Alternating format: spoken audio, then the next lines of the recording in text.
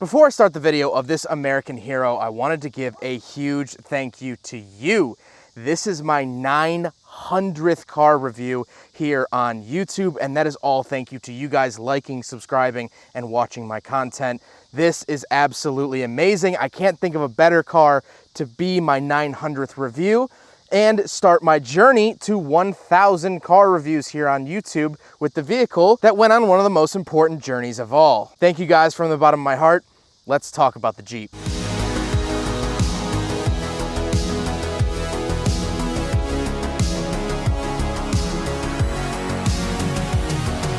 All right, what's up guys? My name is Zach, and today I am driving a 1944 Willys G503 MB, better known as the World War II Jeep. Up front is a 2.2 liter inline four, and down below is a 3-speed manual transmission. Now I am super excited to be driving this here Jeep for obvious reasons. This was actually a government issued war vehicle back in World War II. And there's so much rich history that I'm so excited to share with you guys. But before we get on to anything else, I have a website, zackpraedel.com, where you can buy stickers and other merch when it becomes available. You could also submit your own vehicle to be reviewed by me through a quick and easy submission form, and you get a video of your car just like this one, and you can read my behind the scenes blog to see what I'm filming before it comes out on the channel. But to greater understand this vehicle, we have to actually go back to World War I. Back in World War I, there weren't many vehicles in the war. They still use horses for a lot of their cargo, and a lot of the trains still ran by actual physical horsepower. But after World War I, with World War II on the horizon in 1940, the US government decided that they needed a light four-wheel drive vehicle for their troops. You see, there were cars in World War I, but there was over 215 different makes and models. That's right, 215 different vehicles were used in World War I, which made parts a nightmare. Well, they needed something standardized, and that's where the Jeep came in. And so when the US government proposed this plan of this lightweight four-wheel drive vehicle, they offered it to 135 different car manufacturers, of which 2 actually submitted their offers: Willys and Bantam. However, Willys was the only company that could actually manufacture enough of these Jeeps to keep it going, with, of course, the help of Ford. That's right, a lot of these Jeeps were also built by Ford, and you could tell because the parts were actually stamped F for Ford, because Ford wanted their brand to be recognized on the battlefield, to the point where the government actually said, hey, knock it off, stop branding these with Fords. We just need cars, stop doing this. So a lot of parts on here, like the radiator, actually Ford parts, they were 100% interchangeable. And then this became the military standard. Now, instead of having 215 different types of vehicles with different parts in here and this and there, these were completely interchangeable. They were easy to fix, easy to operate. When one part broke, you had another on hand and it was fixed in under 5 minutes. And that's why this Jeep was so important, for many other reasons, but this was the first standardized military vehicle across the board. That is really, really cool. But now we gotta talk about that Go Devil engine. That's what it's called, the 2.2 liter under the hood. It's incredibly stout, incredibly durable, to the point where when they were testing it in order to put it in the Jeep, they ran it at max RPM, around 4,400 RPM, for 100 hours straight, and it didn't break. That's how durable this thing is, and it got the nickname the Go Devil. It's really the L134, but that's a lame nickname. It was actually designed by a former Studebaker engineer who was renowned for his engine design, and they had a 2 liter earlier, but that only lasted 22 hours straight on the dyno, and that wasn't good enough. I talk a lot more about the Go Devil in my other CJ2A video, so please go check that one out if you're interested. Like I said, paired to a 3-speed manual, shifts great. And what's interesting is that first gear is unsynchronized, but second and third gear are synchronized. So starting off might be a little rough, but the rest is smooth sailing. Last but not least, this is 4-wheel drive, and this was actually the first mass-produced light 4-wheel drive vehicle ever. And after the war, when they started producing the CJ2A for the civilian market, that was the first mass-produced civilian lightweight 4-wheel drive. So, kind of interesting fun fact about the 4-wheel drive system. We'll talk about how to select that later on. But for now, let's talk about the interior. Well, in front of me, I don't have any gauges. Up on the windshield, one of my favorite things ever is this sticker that tells you what to do if you're gonna drive it through water. It gives you a checklist. And then it says, when you get there, clear the beach in all caps. I mean, how sinisterly fantastic is that phrase? Clear the beach. And I tell you what, from all the history books I've read, we did just that. But the other interesting thing about this sticker is that it has an American flag on the front with 48 states.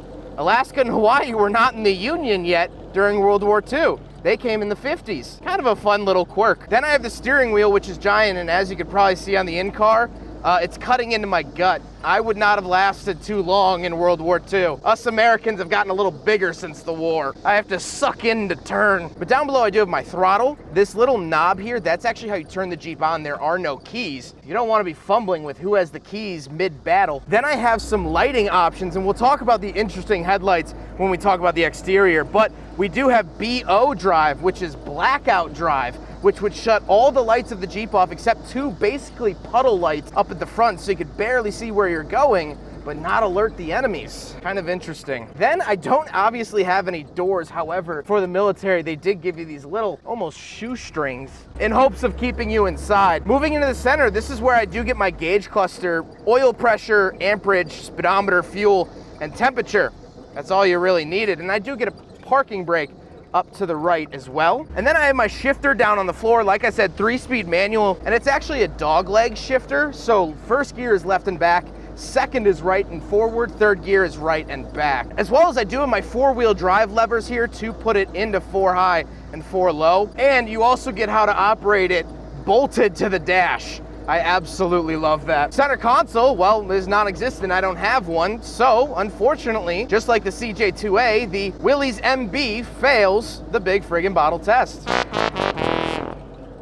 Now, the seats aren't amazingly comfortable. However, the gas tank is actually under the driver's seat, and different from the CJ2A, this actually has the filler hole underneath the seat, where the CJ has it on the outside. Now, the gas tank is under the driver because this is the most protected area from any shrapnel, gunfire, or harsh terrain. So, you sit over the gas tank. It's about a 10-gallon tank. Brings a whole new meaning to passing gas. But we do have a back seat, so let's hop around back and do a backseat review. All right, so we're in the back of the 1944 military Jeep, and it's not very comfortable. They weren't really riding in luxury when going into battle, but that's okay. But it's just cool because this is where many men fought our greatest threat on Earth at the time, which is amazing. And funny enough, actually behind me is today's current biggest threat to the American motorist, the Nissan Altima.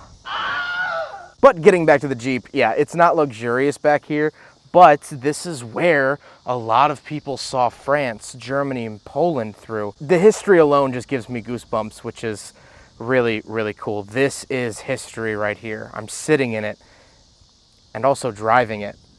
That's pretty cool. Now we gotta talk about the exterior. And before we do a walk around, a couple of close things to note. First of all, the star on the hood was so aircraft flying over could identify it as a friendly and not an enemy, and not drop bombs on it. Kind of a safety precaution, if you will. The serial number on the hood was the owner's grandfather's serial number in the war, so that's a little homage to him, as well as Esther underneath the windshield is the owner's grandmother. On the side, you'll see something that says Kilroy was here. Kilroy is an old World War II, well, really meme, for lack of better terms. Fighting the war was a bunch of 18 and 19-year-old boys. What do? They thought it was cool and they painted it everywhere. All over France, Germany, Poland, you would see Kilroy was here. It was just sort of this tag that soldiers would leave to leave their mark on a place. And so the owner painted it on this Jeep as a little homage to that. Let's also talk about the headlights. You'll see that they're covered in canvas. That's kind of counterintuitive, isn't it? Well, it actually has a very practical purpose that I never knew. So there are canvas bags on the headlights, so at night, if an enemy was shining their lights, the headlights wouldn't reflect that light back into them, giving away their position. Very, very sneaky, us Americans.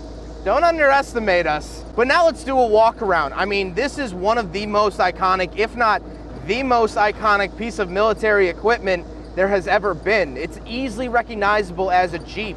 And President Eisenhower said it was one of the 3 things that helped us win the war. Now, the other 2 are debated, but traditionally people believe He meant the other two were the M1 and the atomic bomb. So pretty neat. But now let's get on to my final thoughts. What do I think driving this here World War II Jeep? Well, without a doubt, this is one of the most important vehicles to ever grace the earth. Not only because of its war attributes and all that it achieved, all of the people it liberated, all the beaches that it stormed. Not only because of that, but after the war, the Japanese took a bunch of Jeeps and they took it to a little business called Toyota, and they reverse engineered the Jeep and they turned it into their own Jeep. Well, they couldn't use the Jeep name, so they called it the FJ Cruiser, a tremendously popular vehicle today. Then our friends over in Great Britain took some of the Jeeps that we gave them. They reverse engineered it and gave us something called the Land Rover, an immensely popular vehicle today. And so it begs the question, what would have happened if we didn't build the Jeep? What would have happened if one of the 135 manufacturers couldn't have done it? What would have happened if Ford and Willys didn't step up to the table like they did? Or what if someone else stepped up to the table and didn't build it right? Didn't do as good of a job? It's hard to say, and that's a part of history we'll never know, because it didn't happen. This was successful. This was amazing. But not only was this Jeep important to the world, it was important to the owner, Matt. He dedicates this Jeep to his grandparents, William and Esther. They both served in the United States military from 1942 until 1946. Esther worked in the defense industry in Philadelphia, and William went to go fight overseas. They met just before the war in Pennsylvania and stayed in contact throughout, sending letters and messages to and from the front lines. And so when America was victorious and they proudly came home to Philadelphia, they got married and lived happily ever after.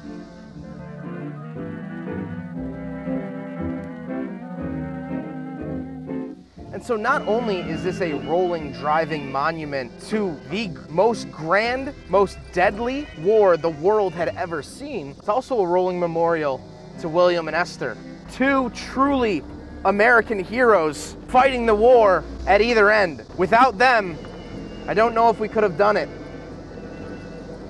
Thank you for your service, William and Esther. It's much appreciated, even 80 years later. Well, huge thank you to Matt for letting me take out his Willys MB G503. This is just such an amazing piece of history, and I can't thank him enough. I hope you guys enjoyed the video. Thank you so much for getting me to 900 car reviews. I very much look forward to the future.